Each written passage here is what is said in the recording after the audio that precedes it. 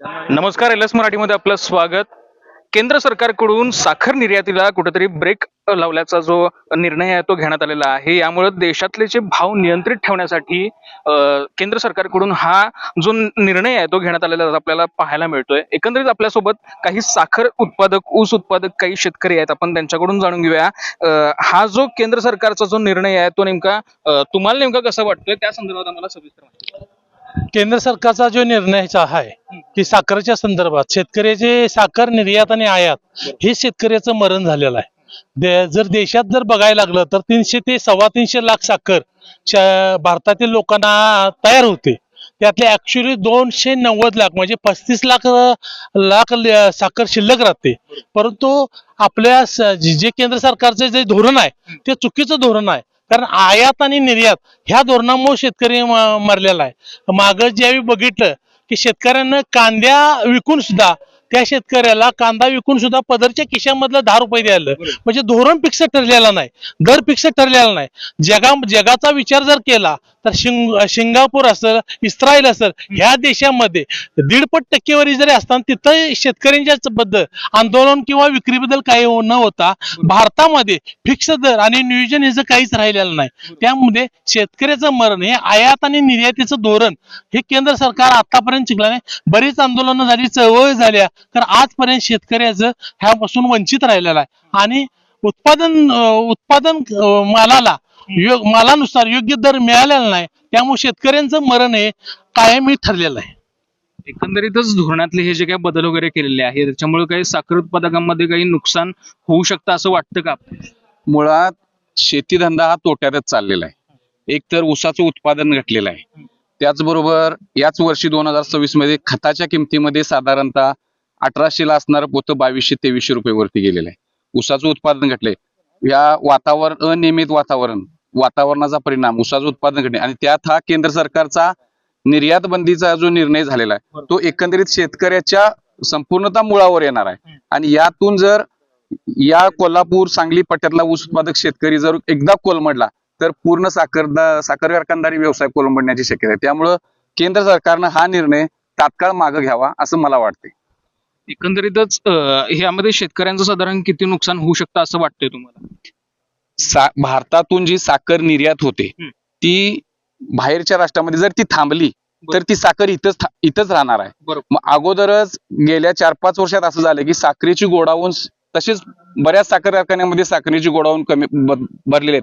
शेतकऱ्यांना बऱ्याच 2-3 वर्ष FRP मिळालेली नाही. जी मागं 4 वर्षापूर्वी थकीत राहिली ती तशीच थकीत राहिलेली आहे. मुळात शेतीधंदाच तोट्यात जाणार आहे आणि शेतकरी यापासून शेतीपासूनच परावर्तित होतो काय, शेतीच करायला नको अशी एकंदरीत शेतकऱ्याची मानसिकता झालेली आहे असं वाटतं. दादा, एक ऊस उत्पादक शेतकरी म्हणून या निर्णयाकडे तुम्ही नेमकं कसं बघता? यामध्ये तुमचा काही फायदा होऊ शकतोय की नुकसान होऊ शकतं? तसं बघायला गेलं तर आम्ही शहरी भागातली माणसं असून देखील कष्टकरी शेतकरी ऊस उत्पादन करून त्याचा साखर तयार करायचा त्याचं काम आहे.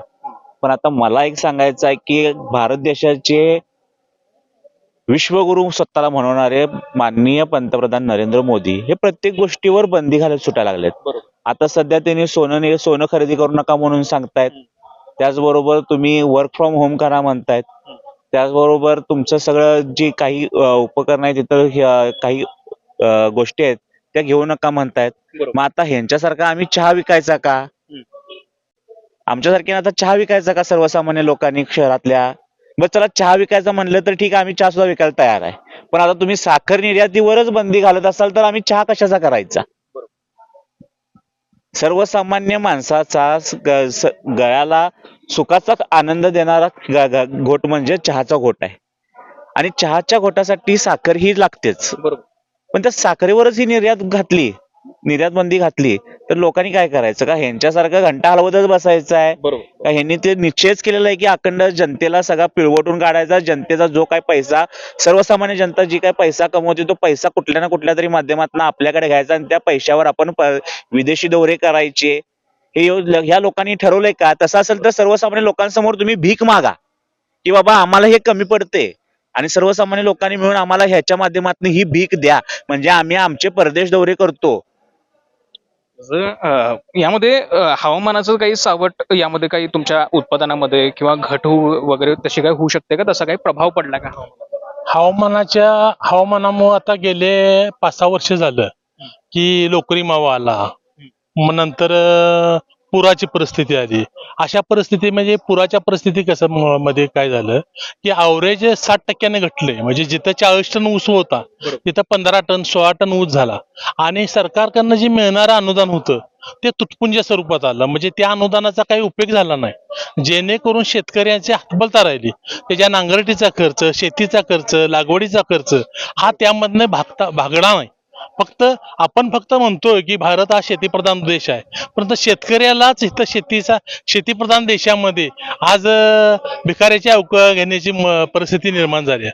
कारण काळ्या मातीला हिरवा शालू नेसवण्याची जर ताकद कोणामध्ये असेल तर ह्या शेतकरी राजामध्ये आहे. आज त्या शेतकरी राजाला उन्हाचे चटके सहन होताना आजची परिस्थिती काय झाली आहे ह्याच्याकडे आज ढगाकडे बघायची पाळी आली आहे.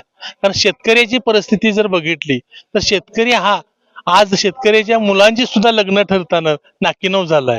कारण शेतकरी म्हणल्यानंतर वेगळ्या चॅनलनं विचार करायला लागलेत लोक. कारण त्या मनाने शेतकऱ्याला दर जर मिळाला असता, उत्पादन खर्चानुसार मालाला दर जर मिळाला असता तर आज नंबर 1 चा टॉप शेतकरी बनला असता देशामध्ये. विशेष म्हणजे यामध्ये जर बघायला गेलं तर कोल्हापुरात जे काही शेतकरी आहेत ते एकीकडे जर ग्राहकांच्या दृष्टिकोनातून विचार करायला गेला तर ही जी निर्यात आहे ती कुठेतरी एक सकारात्मक बघू शकतोय. मात्र जर साखर उत्पादक, ऊस उत्पादक जे शेतकरी आहेत त्यांच्यामध्ये कुठे ना कुठेतरी एक चिंतेचं वातावरण आहे ते निर्माण होऊ शकतंय. LS मराठीसाठी मी निरंजन, कोल्हापूर.